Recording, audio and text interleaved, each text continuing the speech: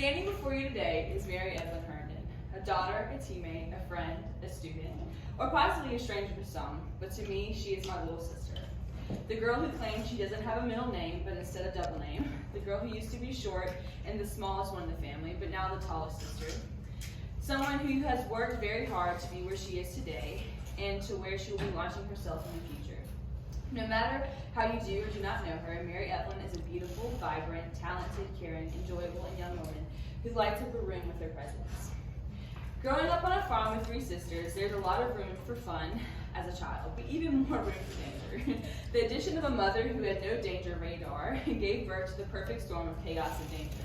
As a kid, Mary rarely had 2 feet on the ground. She was either walking on her hands, flipping backwards, or climbing a tree while trying to provide the normal way of doing things.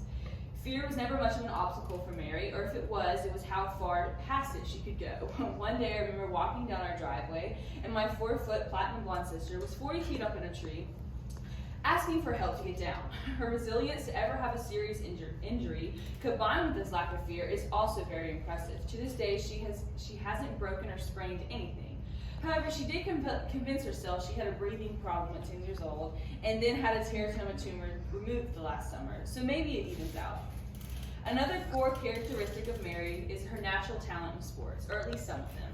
As a kid, her passion was gymnastics. I remember all the car rides me and my siblings had to endure as we would take her to practice or pick her up, or even go to her competitions. Then as the gymnastics chapter closed in her life, a new passion arose in diving.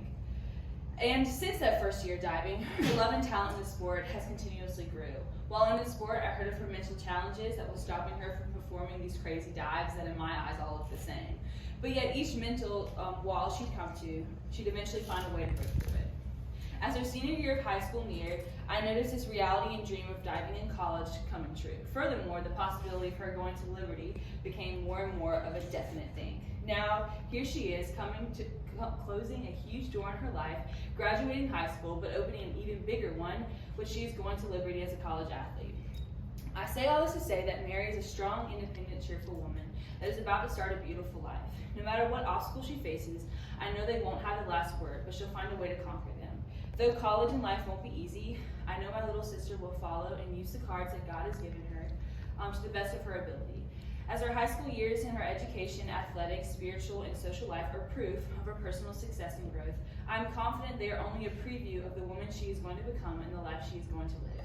So leaving you all today, I hope you've seen a glimpse of who my marvelous sister is and want to leave you with a quote. The beauty of a woman is not an official mold, but true beauty in a woman is reflected in her soul. It is the caring she lovingly gives, the passion she knows.